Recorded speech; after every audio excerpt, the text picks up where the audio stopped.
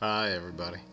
I got a story I want to tell you. This is about in 1972, I think, 72, someplace right in there. And I was assistant manager over at the Burger Chef in Clarion, Pennsylvania, right there in the James Way Plaza. You'd have to be really old to remember that.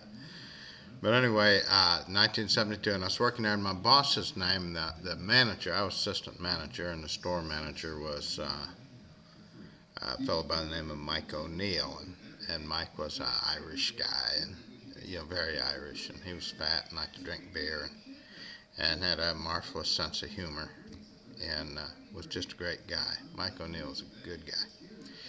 Anyway, that all went by the wayside. But in the meantime, 1972, I don't know why, but Mike wanted to go to New Kensington for something. That was his hometown. And I don't remember what the reason was why he wanted to go there. But I said, well, I'll drive you down, and we'll take my Cadillac. And I had at the time a 57 Cadillac Eldorado convertible. And it was a slick car, man. It was really cool looking at. If you don't know what one looks like, Google it because they were a pretty car. And this was a white '57 Eldorado convertible. But even prettier than the convertible was Rose, and she was she was looking real good back in the day. She looks good yet, for an old woman, but she's looking real good. Um, boy, oh boy, I hope she don't see that. But anyway, she's my girl, and she was a knockout, man. She looked so good. And so we headed down to New Kensington, Rose and O'Neill and me, and we had to top down on the Eldorado, and we kind of drank our way down to New Kensington, and we're in one of the bars on the way down there, and uh, O'Neill was saying, "Oh man, I know this really great bar in New Kensington." He said, "We can go there, man. You can see it's where the mafia hangs out there, the Manarino family." And he said, he said, "Let's, we'll go there." Well, uh, like what's the Manarino family, and he's telling us about how that's the local mafia family is the Manarinos, and that's where all the gangsters hang out. Is at this bar we're going to go to. And so sure, that sounded like an adventure. So anyhow, we roll on into New Kensington there, and we pull into this bar, and on the way there, O'Neill is going, "Now listen, you don't say anything about the Manarinos.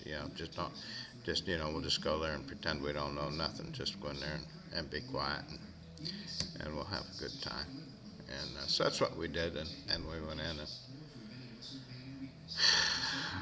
I we're sitting at the bar, the three of us, Rose in the middle, and O'Neill's over here, and I'm sitting here, and we're chatting away, and I guess the conversation got boring or something. I wasn't getting the proper attention, you know how I am, and so uh,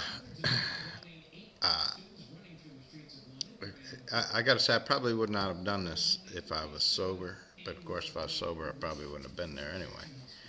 But uh, there just wasn't nothing going on. Nobody was saying nothing in the whole bar. It was just being real quiet. So I says kind of loud. I looked around and I said, "Well, I don't see any mandarinos around here." I don't even know if I'd know what a mandarino looks like. What's a mandarino look like anyway? Has anybody got any mandarinos? And I'm looking up and down the bar like that, And I looked at O'Neill, and he looked like he was going to throw up. I mean, the color all went out of him and everything. And, but, we already jumped in. It's time to keep swimming, And so I kept up a little bit with the Mandarino thing. And it got real tense in the bar there, like everybody was looking at us and all. And there was a guy standing over by the jukebox, and I said, "Somebody gonna play the Mandarino song or something, And Of course, I was saying it wrong. The name is Mandarino, and I'm going Mandarino this and Mandarino that. Just trying to stir some conversation. I didn't really mean anything by it. Uh, but they took offense, and so they are all like looking at each other, and then they all just took off and went outside. They went outdoors, and that was that. It was just us and the bartender left in there. And the bartender, he goes clear down the other end of the bar there, and and we're kind of like sitting there going, well, in hindsight, maybe I shouldn't have said that. That was, I was trying to be a little apologetic to O'Neill and to Rose and everything, and we wasn't sure what to do, and finally I said, well, I'll just call the bartender over, and he came over, and I said to I said to the bartender, I said, where'd all them fellas in here go that was in here? I said, I think I may have upset them, and he said, I don't know what you're talking about. And I said, well, we're just a little uncomfortable that everybody took off like that. And he said, I don't know, don't worry about it. The boss will be here in a few minutes. You don't have nothing to worry about, And I said, okay, so we said, well, we'll just sit here till the boss comes. And so when the boss came, well, he was one of the guys that was there before. And he comes in and he sat down and just sat over there in the corner staring at us. And I said, well, there's no sense to prolong agony. Let's just go do it, So we bid the bartender and the boss adieu and went out to the street, didn't know, come get machine gunned or what was going to happen.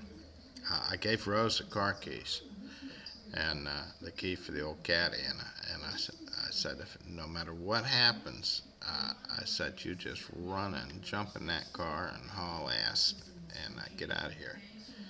And O'Neill and I will deal with whatever we have to here. But we got our nerve up and we went out through the door, and we come out onto the sidewalk, and there was nobody there. And we walked briskly to the caddy. We jumped in that thing and fired up and got on out of there. And afterwards, in hindsight there, old O'Neill says, he said, with this old Cadillac and Rose looking so fine and you going in there and talking like a crazy person, he said it could be they just didn't know who we were and decided they better leave us alone until they got a higher authority someplace. And that's why they let us out of there. And that could be. But that's not what I think it was. I think it was Rose's mother praying. I think from the time we got married, probably, she was offering extra prayers for Rose's well-being, having to live with this Gary Hartley guy. So anyway, that's the story. That's the New Kensington story that I told you I would tell. I don't know how much time I got left here. Share a recipe with you. You take a tomato, a nice ripe tomato, and you cut it like you would a blooming onion and put it in the pan. And it'll kind of flour out, and then you sprinkle with, like some fresh herbs, basil and oregano and things. And and a good bit of olive oil, and you put it in the oven and bake it like you would a potato. And when it kind of all falls down, you can see it's getting pretty done. You pull that joker out and you put Kalamata olives and feta cheese on top and put it back in the oven then until the feta cheese browns. I got the chicken smoking out there. I thought the house was on fire. Anyway, you put it in the oven until the feta cheese browns up kind of pretty, and pull that out. You can put shrimp in there too if you want to. When you put the cheese on and stuff, throw some jumbo large shrimp in. They'll be done the same time the cheese is. And anyway, it's a wonderful dish. It doesn't hardly have any carbs in it, and you can drink. When you're all done, what's left there from the tomatoes. Maybe do 2 or 3 tomatoes and some olive oil. And if you didn't use it all when you're serving dinner, That old orange magic, you can drink it. It's good for you.